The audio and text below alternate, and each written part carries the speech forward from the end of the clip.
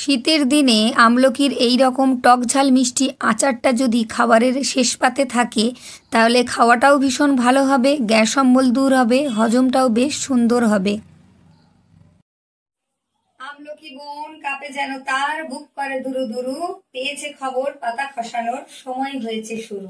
আমি এখানে একদম তাজা আমলকি নিয়ে নিয়েছি। আজ আমলকি দিয়ে একটা সুন্দর আচার বানিয়ে আপনাদেরকে দেখাবো। তাহলে চলুন স্কিপ না করে ভিডিওটা দেখা শুরু করুন আর আমার সাথে থেকে পুরো ভিডিওটা দেখুন। আশা করছি আপনাদের সকলের ভালো লাগবে।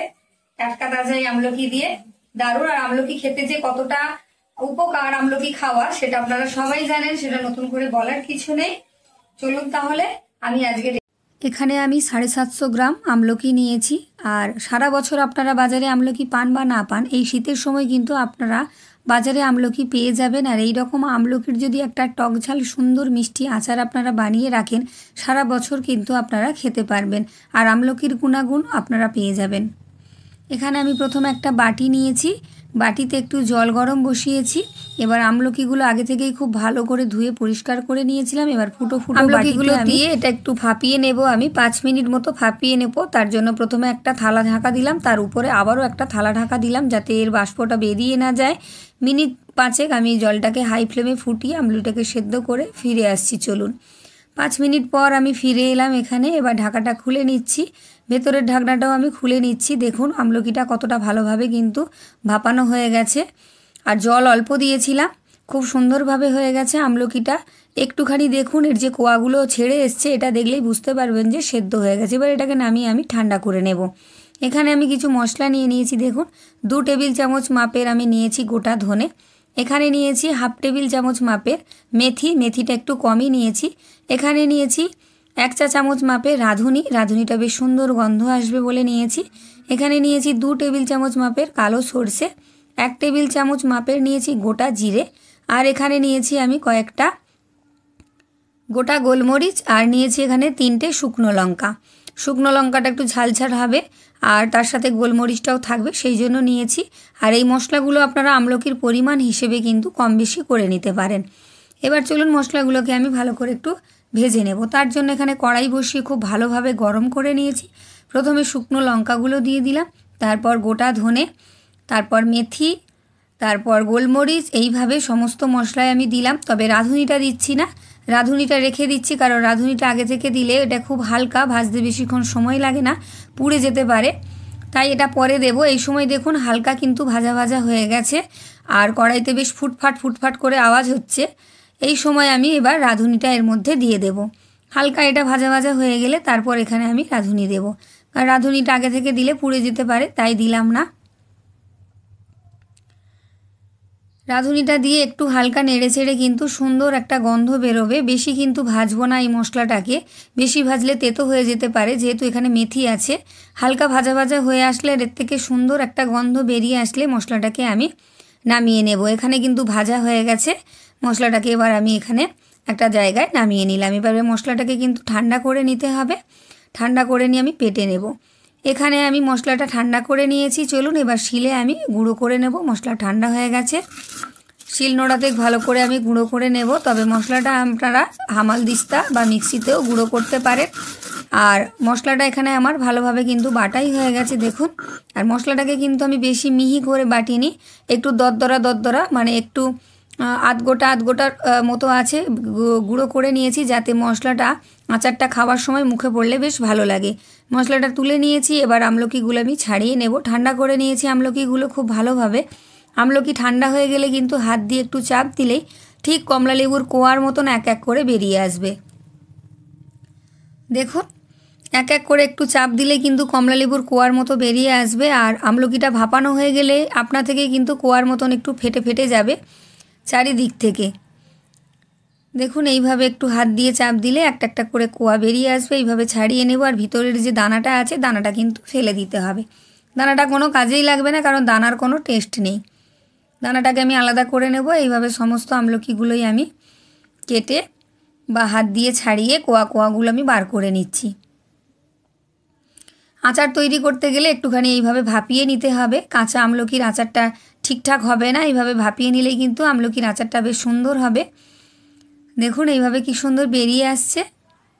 আর ছাড়িয়ে নিলে কিন্তু বেশ অনেকখানি দেখতে লাগবে। দাঁড়ান ছাড়িয়ে আপনাদের দেখাচ্ছি। দেখুন এইখানে কিন্তু সমস্ত আমলকিগুলো আমার ছাড়ানো হয়ে গেছে, আর বীজগুলোকে আমি একধারে করে নিয়েছি। আর ছাড়ানোর পর কিন্তু আমলকিগুলো বেশ অনেকখানি হয়ে গেছে, দেখেই বুঝতে পারছেন। চলুন এবার আচার তৈরি আমি শুরু করি। এখানে প্রথমে কড়াই বসিয়ে নিয়েছি আমি, কড়াইটা গরম হয়ে গেছে। এবার এখানে আমি দিয়ে দেব অল্প করে সর্ষের তেল। এখানে তেল বেশি লাগবে না, অল্প তেল দিলেই ভালো হবে। আর আচারের ক্ষেত্রে একটু সর্ষের তেল দিলেই ভালো হবে আচারটা। এখানে দিয়ে দিলাম আমি অল্প কিছুটা হিং দেবেন যাতে সারা বছর থাকে এই আচারটা, তার জন্য একটু হিং দিলে ভালো হয়, বা সুন্দর গন্ধটাও থাকবে আচারে। এবার আমলকিগুলোর মধ্যে দিয়ে হালকা একটু নাড়াচাড়া করবো, বেশিক্ষণ নয়, একটু হালকা নাড়াচাড়া করে নিলেই হবে। এটা বেশিক্ষণ নাড়াচাড়া করার প্রয়োজন নেই, গ্যাসটাকে মিডিয়ামে রেখেছি। এবার এর মধ্যে আমি দিয়ে দেব নুন, 1 টেবিল চামচ নুন দিলাম আমি, সাদা নুন যেটা রান্নায় ব্যবহার করি আমরা, সেটা দিলাম। আর বিট নুনও দেব, সেটা পরে দিচ্ছি। নুন দিয়ে একটু হালকা নেড়ে চেড়ে নিলাম, দিয়ে দিলাম 1/2 চা চামচ মাপের হলুদ গুঁড়ো। এখানে হলুদ গুঁড়ো বেশি লাগবে না, তাই অল্পই দিলাম, যেটুকু না দিলে নয় সেটাই দিলাম। তবে এখানে আমি লঙ্কার গুঁড়ো ব্যবহার করব না, আপনারা চাইলে করতেই পারেন, যেহেতু গোলমরিচ গোটা শুকনো লঙ্কা ব্যবহার করেছি তাই এখানে আর লঙ্কার গুঁড়ো দিলাম না, আপনারা চাইলে দিতে পারেন, কোনো অসুবিধে নেই। এবার আর একটু ভালো করে নাড়াচাড়া করে নিলাম, মানে একটা করে উপকরণ দিয়ে একটু একটু করে নেড়ে চেড়ে আমি মিশিয়ে নিলাম। এবার এর মধ্যে দিয়ে দেব আমি বিট লবণ, অর্থাৎ বিট নুন, আমরা বিট নুনই বলি, যারা বিট লবণ বলেন। সেই বিট নুনটাও আমি 1 টেবিল চামচ মাপের দিয়ে দিলাম এখানে, দিয়ে আবারও একটু নেড়ে চেড়ে নিচ্ছি। এই আমলকির আচারটা কিন্তু ভীষণ সুন্দর হবে, ছোট বড় সকলের ভালো লাগবে। এবার এখানে নিয়েছি আমি গুড়, যে বাটি মতো যে গুড়টা হয়, ভেলি গুড় যেটাকে বলে, সেটাকে গুঁড়ো করে নিয়েছি। আর 150 গ্রাম মাপের গুড় দিয়েছি আমি 750 আমলকিতে, কারণ এই আচারটা আমি একটু টকটক ঝালঝাল মিষ্টি মিষ্টি বানাবো। আপনারা যদি একটু বেশি মিষ্টি মিষ্টি বানাতে চান সেক্ষেত্রে আপনারা কিন্তু 750 আমলকিতে 250 গুড় ব্যবহার করতে পারেন, বা চিনি ব্যবহার করতে পারেন। আর শীতের আচার, সেই জন্য একটু গুড় দিয়েই বানালাম, ভালো লাগবে খেতে। আর এই গুড় দিয়ে আচার বানালে কিন্তু যে আচার বানিয়ে রাখার পর যে মেদো মেদো গন্ধ ছাড়ে, সেই গন্ধটা কিন্তু আপনারা পাবেন না। এখানে গুড় গলে গেছে, দেখুন গুড় গলে গেছে, একদম জল জল হয়ে গেছে, আর আমলকির সাথে মিশে গেছে। একটু বেশিক্ষণ ধরে একটু নাড়াচাড়া করে নেব আমি। আর গ্যাসটাকে কিন্তু কমের দিকেই রেখেছি। এখানে যে মশলাটা আমি গুঁড়ো করে রেখেছিলাম, এর এই 1 টেবিল চামচ 1.5 টেবিল চামচ মাপের আমি এখানে দিয়ে দিলাম, বেশি দেবো না, অল্প কিছুটা দিয়ে একটু নাড়াচাড়া করে নেব। আর এখানে বেশি ফুটিয়ে পাক দেওয়ার কোনো প্রয়োজন নেই, একটু ফুটে গেলেই হবে। বেশিক্ষণ অনেকক্ষণ ধরে নাড়াচাড়া করে ফুটিয়ে নেওয়ার কিন্তু কোনো দরকার নেই, আচারটা কিন্তু ঝটপটই তৈরি হবে। ছোটরও ভালো লাগবে, বড়দেরও ভালো লাগবে, সকলের ভীষণ ভালো লাগবে। আর ভালো লাগলে আমার ভিডিওটা একটা লাইক দেবেন। যারা নতুন আছেন আমার চ্যানেলটি সাবস্ক্রাইব করে পাশে থাকা বেল আইকনটি প্রেস করে অল করে রাখবেন, আমার ভিডিও নোটিফিকেশন সবার আগে আপনি পেয়ে যাবেন। আর এই রকম সুন্দর সুন্দর ভিডিও আপনি দেখতে পাবেন। আর যারা ফেসবুক থেকে দেখছেন তারা পেজটি ফলো করে দেবেন, একটা লাইক দিয়ে ভিডিও দেখবেন, আর আমার ভিডিও শেষে টুকুস করে একটা কমেন্ট করে যাবেন যদি ভিডিওটা ভালো লাগে। আর বন্ধুবান্ধবদের মধ্যে একটু শেয়ার যদি পারেন করে দেবেন। এখানে ভালো করে কিন্তু নাড়াচাড়া হয়ে গেছে। এবার আমি অল্প কিছুটা পাতিলেবুর রস এখানে দিয়ে নিচ্ছি, এটা অপশনাল, আপনারা দিতেও পারেন না দিতেও পারেন, যাতে এই আচারের গ্রেভিটা একটু টকটক ঝালঝাল মিষ্টি মিষ্টি হয়। আমলকিটা তো টকটক লাগবেই, মিষ্টি মিষ্টি লাগবেই যখন আপনারা খাবেন, কিন্তু এই গ্রেভিটা হয়তো নাও লাগতে পারে, টকটা নাও ছাড়তে পারে আমলকির থেকে, তাই একটু পাতিলেবুর রস দিয়ে দিলাম যাতে গ্রেভিটাও বেশ সুন্দর লাগে খেতে। আর সারা বছর ধরে কিন্তু আপনারা এটা সংরক্ষণ করে রাখতেও পারবেন। আমলকিগুলো এখানে খুব সুন্দর সেদ্ধ হয়ে গেছে, আর সুন্দর একটা গন্ধ বেরিয়েছে সারা রান্নাঘর জুড়ে। আমি গ্যাসটা বন্ধ করে দিয়েছি। এবার এখানে আমি প্রায় 1.5 টেবিল চামচ মতন মশলার যেটা গুঁড়ো করে রেখেছিলাম সেটা ছড়িয়ে দিলাম। আর বেশি মশলা দেবো না, অনেকটাই মশলা গুঁড়ো হয়েছে, তবে সবটা দিলাম না। আচারটা কিন্তু এখানে নামিয়ে নিয়েছি, দেখুন কতটা সুন্দর লাগছে দেখতে, জিভে জল এসে যাচ্ছে না দেখে আপনাদের, বলুন আমাকে কতটা মজাদার হয়েছে দেখতে, আর খেতেও কিন্তু ততটাই সুন্দর লাগবে। এটাকে খুব ভালোভাবে ঠান্ডা করে নেব, নিয়ে একটা কাঁচের বয়ামে আমি ভরে রেখে দেব সারা বছরের জন্য।